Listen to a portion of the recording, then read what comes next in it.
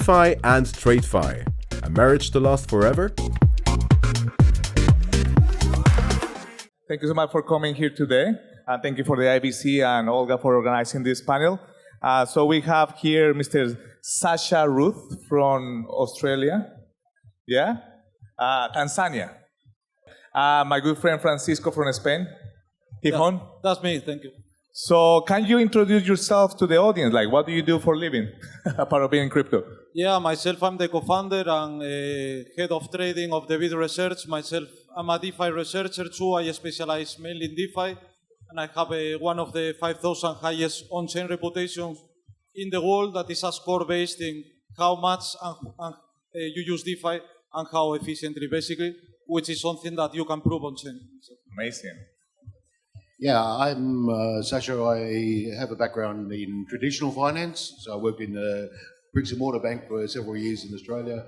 Currently work as the Director of European Operations for Hi.com, Head of Global Compliance and Member Support. So I'm basically here trying to help build that bridge between DeFi and TradFi and let people understand the technology that blockchain brings and that people should be the owners of their data, not central banks, not governments. Amazing. Guys, let's talk very loud because it's quite noisy here, so let's shout a little bit, which is good. We have a lot of energy. Market's great right now. We're kind of a little bit of bullish market right now. But let's talk about the main topic that we are here today. Like, any of you can answer this question at the same time. So how would you describe the current state of DeFi and TradFi, and what are the key differences between the two? Maybe we start with Sasha. For me, TradFi is, continues to make mistakes. We all make mistakes, but they earn billions and billions in profit, but they don't reinvest that profit into making their services better for customers. DeFi, blockchain, is trying to be, as I would think, that we're the pioneers for the next generation.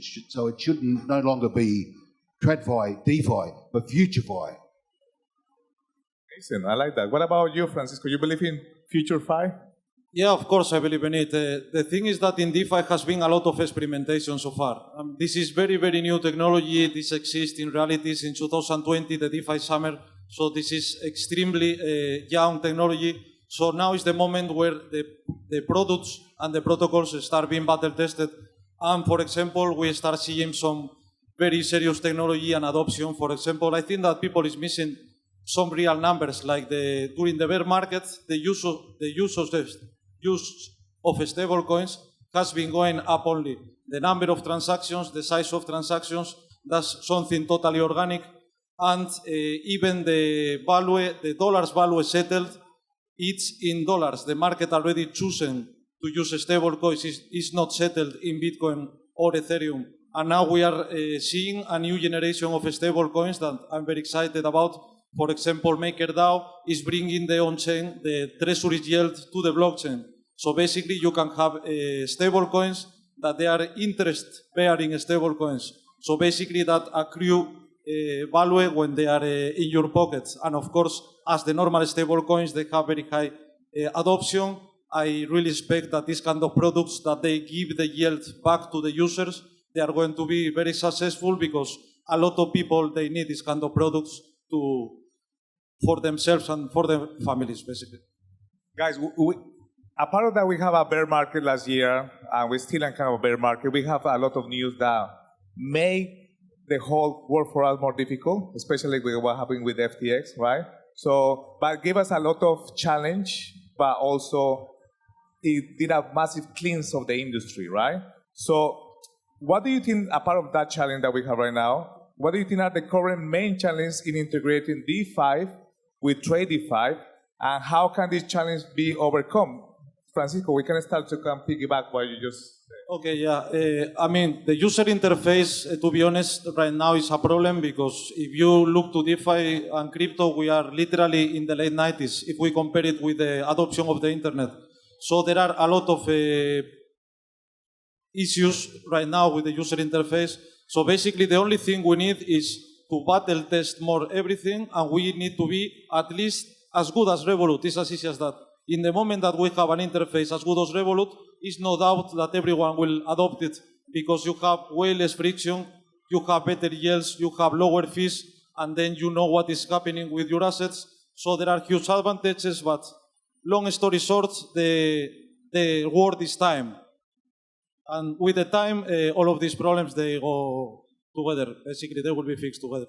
And you both have been building really strong in the bear market. And Sasha, you mentioned that you have an exchange that have $100 million in trading volume, which is amazing in the middle of bear market. But how do you think you can overcome this challenge that we're having now between DeFi and TradFi? I think a lot of problems actually come down to the regulatory requirements. People look at DeFi, crypto, blockchain as crypto only, but it's the technology. So the regulators put out information, requests, and it's open entirely for interpretation. How I interpret it and how the regulators interpret it is different. It's the same for banks. What we need to do is have regulators behind us for traditional finance, DeFi, that put out clear, set conditions. This is how we want you to identify your clients. This is how we want to know who owns the money. But essentially, as I said earlier, we, the people, we should own our data. I don't want the government to own my data, know everything I'm doing. Do they want to know what I had for breakfast this morning? No. What we need to do, we need to make, we all want mass adoption. That's what we would love to see. But it's going to take 1 or 2 generations. Banks have been here for centuries, but they still make mistakes. What we need to do with blockchain, DeFi, TradFi, work together to make it work for everybody. Because there's still people in your generation, my generation, and the younger generation who still like to have cash in their back pocket. But there's others who like the digital world and the way we're going. So we have user experience has to be better, UX, and compliance. I think so that's going to work a lot. Francisco, let's talk about user adoption. Talking about user experience, user adoption with you. How do you think we can encourage broader user adoption of DeFi products and services, especially among those more familiar with the traditional finance? Yeah, that's a good question because one very common problem that I'm seeing now is that a lot of crypto applications, they are made for crypto users. And then basically that makes the market to be very closed, and that's something that we have to solve. But I also think that the tokenomics in general, they are very underdeveloped. I'm pretty sure that in very few years, tokenomics technology in general will be way better, so we will have some very good ways to incentivize the use of a platform. And Web3 is really, really at that. You can see the Web3 startups, basically. For example, I don't know if you know Frentech. It's a social app with 3 people. They started making 1 million revenue since the first day. So these are superpowers that with Web2 you cannot do it. You cannot do it, basically. So we still have to refine all of these details, but the potential is obviously there. Amazing. We talk about adoption, but now, Sasha, now coming to the compliance part, the part that people don't want to talk, but it's necessary, right? 100%. DeFi is often associated with higher risk. So how do you think traditional risk management strategies can be applied to the decentralized finance space? That's a very good question. It's a tough one. I mean, banks have their risk appetites. We have our risk appetites. It comes down to what we consider it as a business, that do we want to have this person on board or not? Same as a bank. There's a lot of unbanked people in the world, hundreds of millions of people, unbanked. But if we, as a DeFi and joining in with TradFi, can remove that blockage and bring in a compliant way where I can identify you are who you say you are. You're not Kim Jong-un sending me 1 Bitcoin. I want to understand that my funds are not used for something that they shouldn't be, that I've received funds from somebody who shouldn't have been using those funds. So we need to really work on risk with regulators. Regulators need to sit with us and talk with the industry. That's the problem. At the moment, regulators aren't really open. to talking with the industry about crypto, about DeFi. Everybody looks at the media, at what central banks are throwing out there, what other people are throwing out there from the bygone age where crypto is evil, it's going to ruin you all. Stock exchanges have crashed. Banks have crashed. Yet they earn billions in profits. And have they fixed those mistakes? Because they continue to happen. We need to change it and make sure our people are correct, doing the right thing, who want to engage in the crypto world. Amazing. Guys, and I have something that you just mentioned, like now we're in the middle of Sigma and AIBC talking about regulation and compliance. How these guys managed to put regulation and compliance so fast, right? Like the gaming people. We need to learn from them because for them it wasn't easier. I think so I get a little bit off topic, but I think it's important because we are here. I think we have to learn from them, right? Definitely. I mean, gaming is, or gambling has been here for ions. It's been here forever. It's something that they've learned from.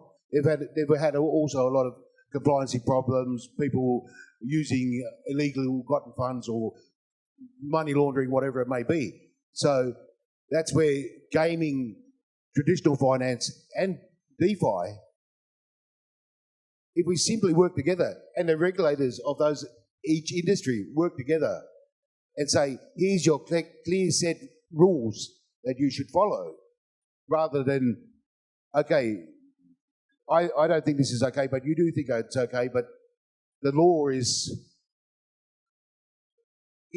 it's not understandable. It's there to confuse the players in the market. But yeah, gaming is a big one that I hadn't actually thought of. That would be great for the banking and regulators to come in and discuss with. And Francisco, you come from Spain, so gambling is a big industry in Spain as well. What are your thoughts that coming also together with DeFi and TradFi?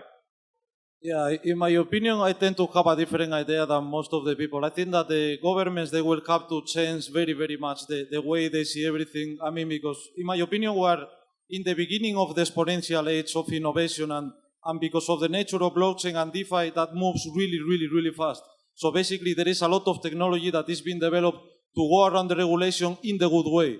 For example, let's say with zero-knowledge technology, you can audit something, you can audit someone without seeing the data inside. Basically, you only get a mathematical proof of that person is compliant, is not a criminal, is not a terrorist, is not anything. There is a new other technology, it's called proof of innocence, that basically it gives you a cryptographic proof that you are not a criminal, and then basically, instead of you giving all your data, basically, you prove the data points that you need to prove, that you are not a criminal, you are not a terrorist, and you are over 18 years old. And basically like this, we can completely remove a very big amount of compliance. That proof of innocence. I never heard that concept. First time. I think so everybody's in this audience agreeing like, never heard this. Okay, gentlemen, I have a final question for you. Please don't get sad because we have to finish in 5 minutes. What trends or development do you foresee in the relationship between DeFi and TradFi? And do you believe it's a marriage that will last forever? Let's start with Sasha. Everything for me is technology based. So it needs to be an adoption of the technology that we're using. Also, our risk appetites have to be similar. But I don't see it as a marriage at the moment. It's more of a courting or an engagement between TradFi and DeFi. It's like an open relationship. It's one way to put it, but the marriage is not there. It's an engagement. It's getting there. Or if it's a marriage, it's a marriage that's 25 years old and has its relationship problems. Yet we're having problems before a true integration has been done. Francisco? Yeah, in my view, it's inevitable because, for example, Tether is the most profitable company in the world per employee by very, very, very far. It's actually 5x to the second. Tether is making 1 billion a quarter and they have 50 employees. So basically, that's the reason why a lot of TradFi firms and big institutions, they are looking to these kind of systems because basically the efficiency in Web3 is just way above Web2. So, of course, they are going to follow the money and is obvious. I think Sasha wants. And that's right, and it's following the money and the speed of our transactions. If you look at sending money from Europe back to Australia, it could take 2 to 3 days and cost me €300. Or might never arrive. Or might never arrive. But if I send it on the chain, it could be there within a couple of minutes. And it's done. And it's, yes, the technology for blockchain is expensive, but if TradFi embraces it, governments embrace what blockchain can do, it will bring the price down. There will be technology that comes out that reduces the energy consumption that blockchain has. Guys, lastly, before we end the panel, according to you, because everything is about products. Look, I was having an interview with my good friend Maria Angel Garcia. She used to be community manager for BNB Chain, and she said, to drive more adoption, you need good products. To have good products, you need good developers. So you need to focus on the developers. But according to you, what innovative products or services can emerge from the integration of DeFi and TradFi? It's called FutureFi, on your own words. Do you think the integration is actually necessary or no? Let's start with Francisco. Yeah, I think it's really necessary because, I mean, not everything has to be Web3. Not everything has to be Web3. There are a lot of systems that they are very inefficient and costly if you put them in Web3, and you add a lot of complexity, basically.